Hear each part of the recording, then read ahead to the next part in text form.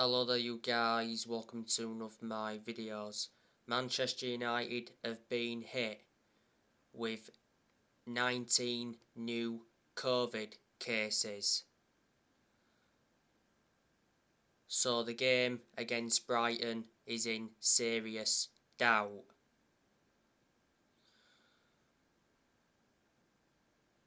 Earlier on today, Manchester United's first team players returned to training as the Carrington training ground reopened. Revert back to Monday, Manchester United shut down their Carrington training ground due to COVID. Not so long ago, Manchester United's game against Brentford got postponed due to a COVID outbreak at Manchester United.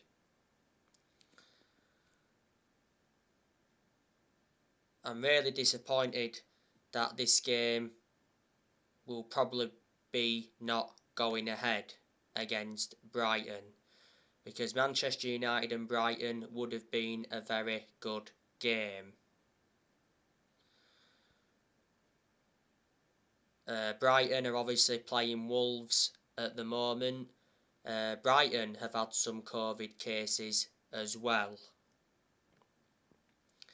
Brighton are enjoying a very good season to their standards. You know, Brighton have got some very good players in their team. Obviously they've got Leonardo Trossard, that's very, very good. They've also got Bissouma, that's good. They've got Tariq Lamptey, that's very, very good. They've also got Danny Welbeck. Danny Welbeck is a former Manchester United player. He's actually out with injury at the moment. Brighton have also got Neil Maupay. They've also got Aaron Connolly. Brighton have also got Adam Lallana. Adam Lallana is a former Liverpool player. Brighton have also got Pascal Gross. Lewis Dunk's a very good centre-half for Brighton. He's out with injury at the moment. Brighton have also got Adam Webster. He's out with injury at the moment. Brighton have also got Solly March. They've got Stephen Alze. I think he's out with injury. Brighton have also got Shane Duffy. He's obviously suspended for their game tonight against Wolves. Brighton have also got Daniel Byrne.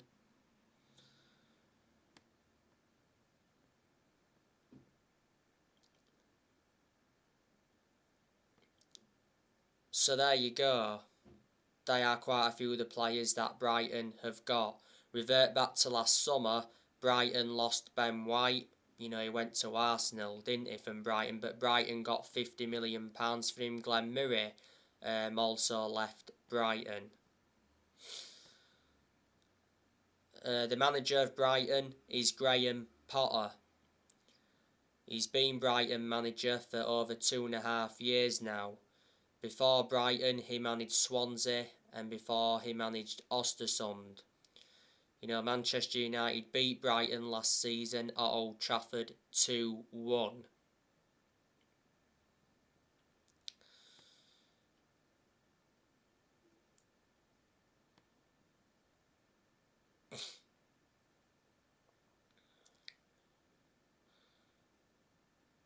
So, Ralph Rangnick, he's enjoyed a very good start to his managerial career at Man United. You know, Rangnick is unbeaten at the moment. Reflecting on the win against Norwich last week, that's back-to-back wins in the Premier League for Rangnick. You know, Rangnick is Manchester United's interim manager until the end of the season. Then after that it said Rangnick will continue in a consultancy role for a further 2 years. If Rangnick does well as the interim manager, there's a chance he'll get the Man United job on a permanent basis. Now, there's quite a few players that Rangnick wants at Manchester United. Obviously, Rangnick wants Amadou Haidara. Amadou Haidara loves Ralph Rangnick, and Rangnick also loves him. Amadou Haidara has a £33 million release clause. Rangnick knows the player well, because Rangnick used to manage RB Leipzig.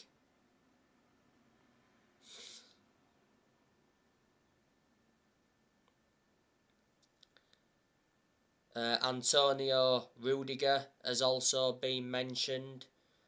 Revert back to my last video.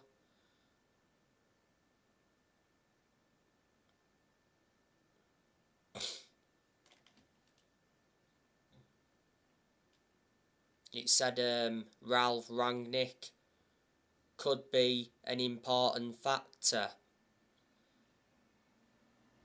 in Manchester United's chances of signing Rudiger.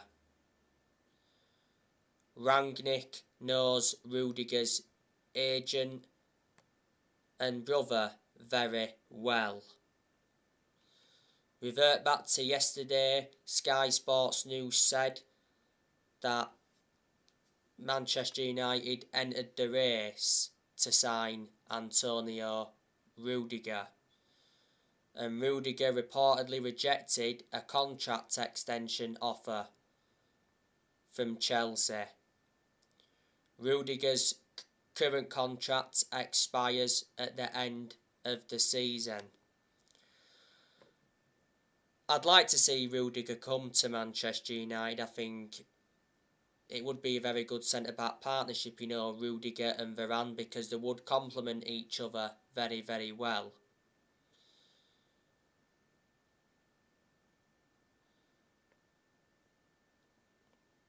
Real Madrid, they've also held talks with Rudiger. PSG have expressed an interest, and so too have Bayern Munich. Rudiger's been at Chelsea since 2017.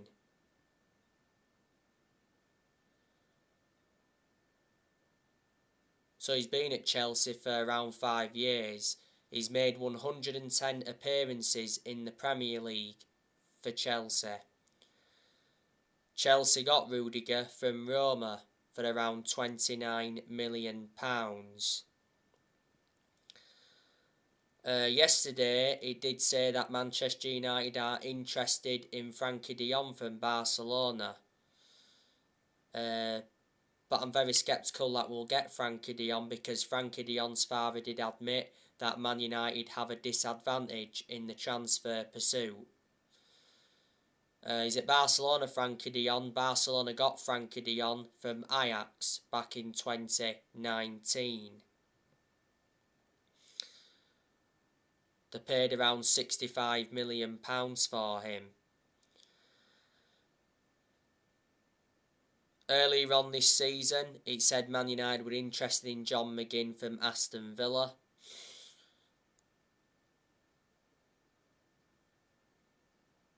Revert back to the other week, ESPN did say that Rangnick has a midfield plan at Man United. It said, you know, Jude Bellingham, Calvin Phillips and Amadou Haidara are key targets, and Rangnick told bosses at Man United that their midfield is weak in his interview for the job. But Rangnick has been given a £100 million transfer budget for January, so yeah, he can get quite a few players out of that.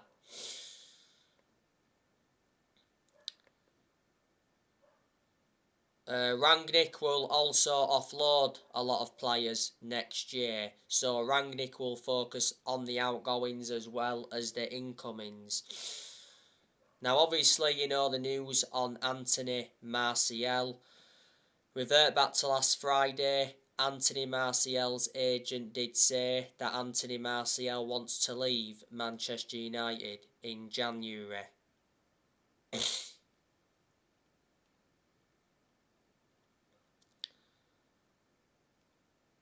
Recently, Ralph Rangnick revealed that he has not spoken with Anthony Martial.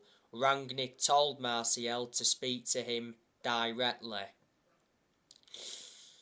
Now, Atletico Madrid are interested in Martial. I think they are planning a swap deal. Newcastle are also in for him. It said not so long ago that Newcastle are the favourites. Barcelona are also eyeing a move. Martial's out with injury at the moment.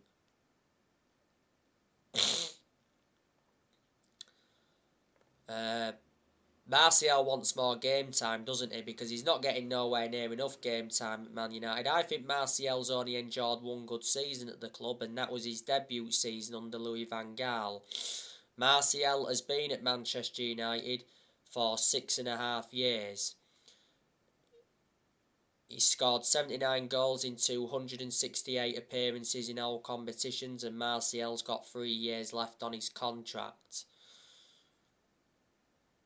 Manchester United paid an initial fee of 36 million for Martial from Monaco. Lingard, I think there's a good chance that he'll leave in January. You know, Lingard doesn't really get in the team, does he? Lingard's only started, 2 games this season. The BBC said earlier on this season that Jesse Lingard's future at Man United was in doubt after talks over a new contract collapsed. Lingard's current contract at Man United expires next summer.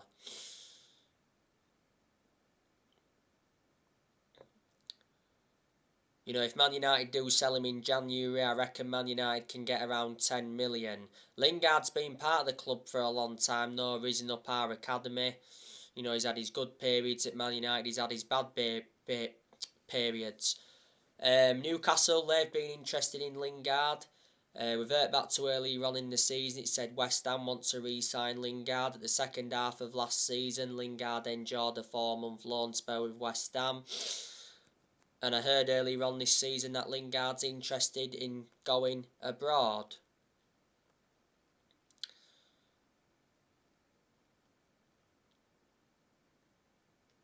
Dean Henderson, he's said that he wants a loan move away from Man United next year.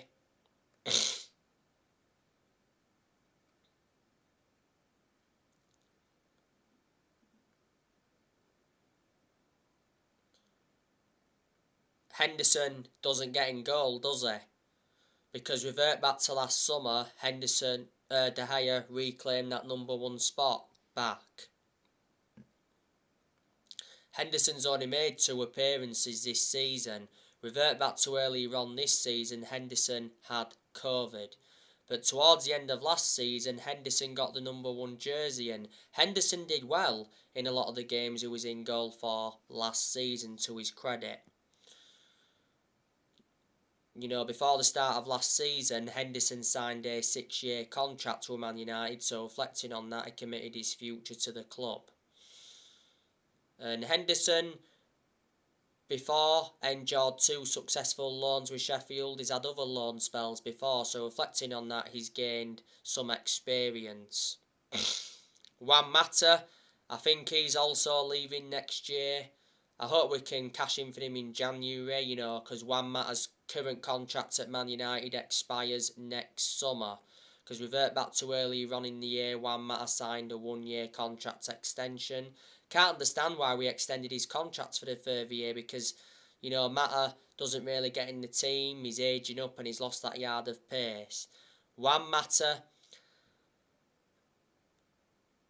has had a good career though at Man United. You know, he's made over 200 appearances in all competitions and he's scored over 50 goals. And Matt has been at Man United for 8 years, so he's been a long-serving player. Man United got Juan Mata from Chelsea back in 2014 for 40 million. brought him in under the David Moyes era. Van der Beek, I think there's a good chance that he'll leave next month because Van der Beek doesn't get enough chances at Man United. I said the only way we can persuade Van der Beek to stay, and that's if he gets the opportunities he's been demanding under Ralf Rangnick. Because revert back to Solskjaer, Van der Beek got nowhere near enough opportunities, and reflecting on that, Van der Beek was very frustrated. Van der Beek's endured a difficult 19 months or so at Man United. He's only scored 2 goals for the club. Manchester United got Van der Beek for 40 million, with add-ons included. He's got a contract with Man United until 2025. There's an option of a further year, and Van der Beek's versatile. He can play in 3 different roles.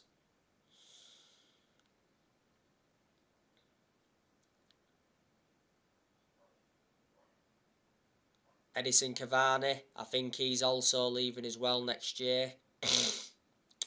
Paul Pogba, if he was to leave next year, he'll leave next summer.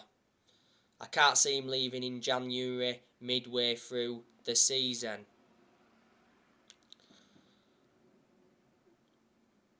Now, the Telegraph said today, like I updated you, that Ralf Rangnick is planning for new midfield signings at Manchester United, with the expectation that Paul Pogba will leave the club. So we're looking for a replacement for Pogba.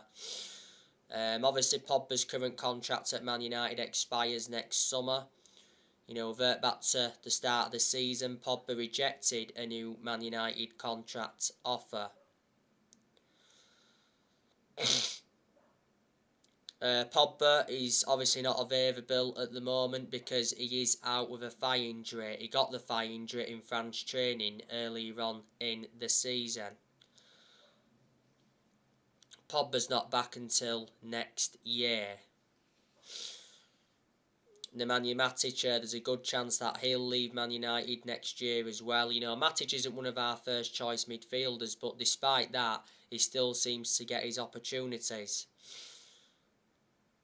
And he's been ahead of Van der Beek in our midfield, surprisingly. Matic is the only predominant centre defensive midfielder that Man United have got. Matic has been out of a cold recently. Manchester United got Matic from Chelsea back in 2017 for 40 million.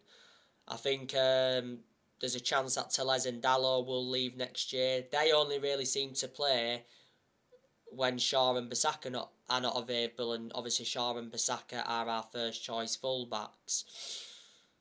But Tellez and Dalot have been playing a lot of football in recent weeks. Jones and Bailly, I think they're also leaving next year as well. So there you go. I can assure at the end of the season that Manchester United will get a permanent manager. There's been quite a few names linked with a permanent role at Man United.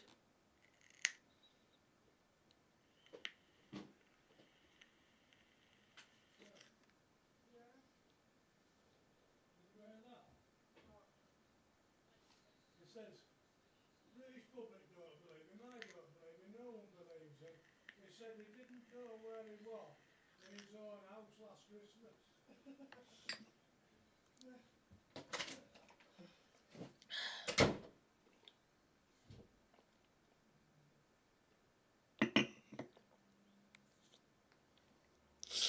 So yeah, as I was saying, Erik Ten Hag, he's been linked with a permanent role at Man United. I heard that he's the favourite to become Man United's next permanent manager, Erik Ten Hag. We'll revert back to earlier on in the season. It did say that Erik Ten Hag is said to be interested in the Manchester United job in the summer, and Ajax will not stand in his way if he wants to leave at the end of the season. Revert back to the other week, Edwin van der Sar spoke about Man United's interest in Erik Ten Hag, and Edwin van der Sar believes Ajax could lose Erik Ten Hag in the summer. Revert back to the other week, Roberto Mancini was also mentioned. One report did say that Man United consider hiring Roberto Mancini instead of Pochettino, but not so long ago Roberto Mancini denied becoming Man United's next permanent manager. Brendan Rodgers has also been mentioned, but I initially disregarded Brendan Rodgers becoming Man United's next permanent manager because earlier on in the season Brendan Rodgers dismissed links to the Man United job. You know, Rodgers came out and said, "I'm proud to be at Leicester."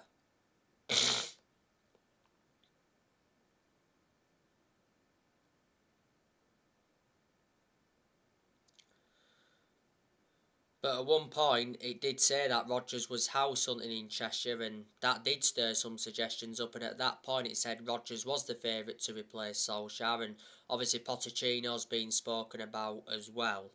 You know, Manchester United have sat 4 permanent managers since Ferguson. You know, Man United sat Moyes, Louis van Gaal, Jose Mourinho, and over 3 weeks ago, Manchester United sat Ole Gunnar Solskjaer following the 4-1 defeat to Watford.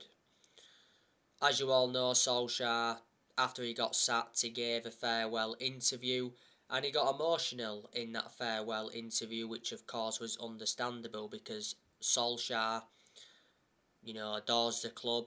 He was part of the club for a long time. You know, he was Manchester United manager for almost 3 years, and he enjoyed 11 years as a player for Man United. So that's almost 14 years in total.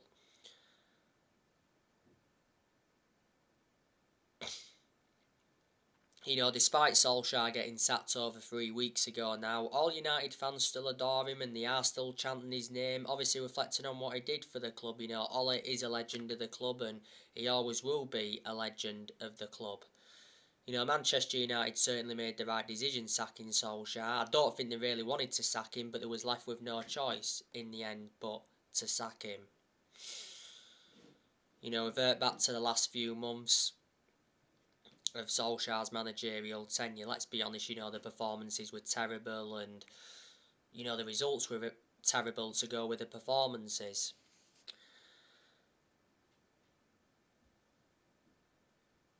And, you know, not all of the blame stemmed from Solskjaer, reflecting on that. Yes, he was accountable for certain things, you know, his tactics and his team selections were questioned a lot, but there was also players that had to take responsibility for those poor performances as well.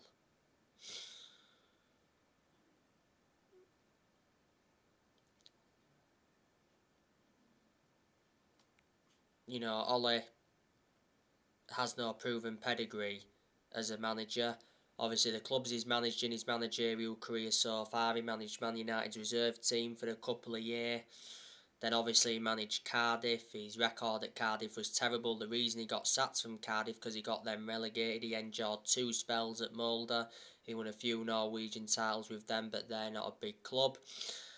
And he managed Manchester United's senior squad. You know, Ole had a proven pedigree as a player for Man United because he won a lot of trophies when he was a player. And his most iconic moment as a player was when he scored the winning goal at the Nou Camp in the Champions League final back in 1999 because obviously he won the club the treble and that is the club's greatest achievement.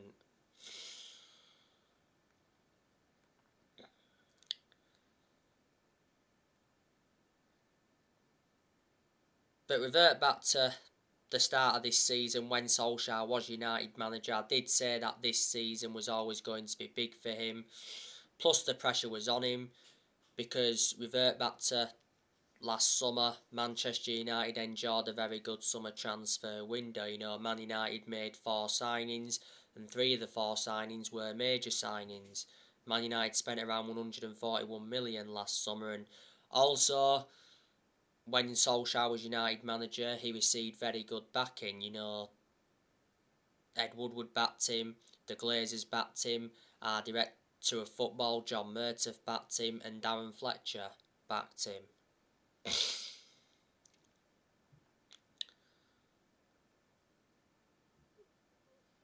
You know, he did not win a trophy as Man United manager, and I did say he wasn't capable of winning trophies.